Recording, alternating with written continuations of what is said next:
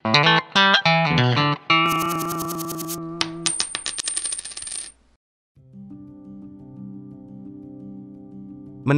gaji pertama sebagai hasil kerja keras selama sebulan penuh, pasti memberikan rasa antusias. Namun, bagaimana cara terbaik untuk mengalokasikan gaji pertama?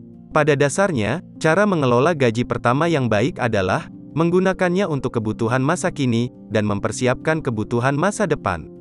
Berikut ini 5 cara simpel untuk mengelola gaji pertama Anda. Tabung sebagai dana darurat. Masih banyak orang yang terbiasa menabung di akhir bulan, dari sisa gaji yang sudah digunakan memenuhi kebutuhan. Padahal, cara seperti ini akan membuat Anda enggan menabung, dan dana tabungan menjadi kurang optimal. Ketika Anda mendapatkan gaji pertama, sisihkan setidaknya 10% sampai 20% dari gaji Anda untuk dana darurat. Mengapa demikian? Kita tidak pernah tahu, kapan musibah atau hal mendesak lain akan hadir di hidup kita.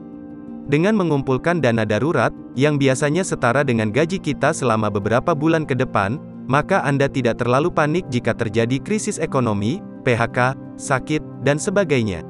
Kita punya amunisi cadangan untuk situasi kronis. Langsung sisihkan untuk investasi.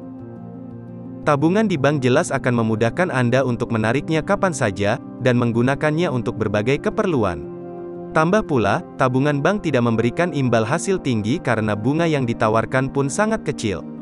Sehingga, tabungan saja tidaklah cukup.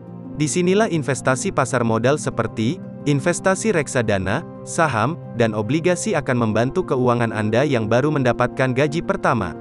Untuk investor pemula yang memiliki profil risiko konservatif, bisa memilih investasi reksadana yang low risk, low return. Bila Anda ingin potensi imbal hasil yang lebih tinggi, bisa diversifikasi ke investasi obligasi dan saham. Ketiganya memberikan return yang lebih tinggi dari bunga deposito.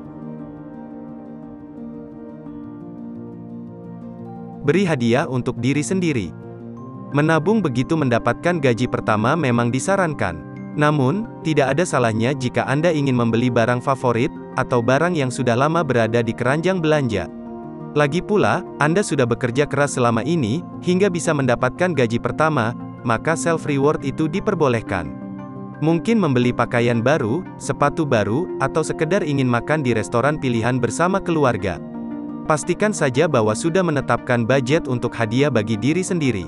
Dengan begitu, gaji pertama Anda masih cukup untuk berbagai kebutuhan lainnya. Jangan boros pengeluaran. Boleh saja kita berbelanja, tetapi lakukan dengan mindset, buy what you need, not what you want. Sesekali beri reward untuk diri sendiri, namun jangan sampai melebihi batas. Gaji pertama Anda harus disisihkan ke dalam beberapa pos pengeluaran, seperti misalnya tagihan listrik, kuota internet, uang makan, sewa kos atau apartemen, dan lainnya. Kurangi kebiasaan untuk membeli hal-hal yang kurang dibutuhkan. Anda bisa membawa bekal dari rumah untuk makan siang, menggunakan transportasi umum, atau memanfaatkan cashback untuk berbelanja. Lebih hemat, namun kebutuhan harian terpenuhi. Atur anggaran bulanan yang paling sesuai. Selama sebulan penuh bekerja, Anda sudah memahami pengeluaran-pengeluaran rutin apa saja yang harus dipenuhi.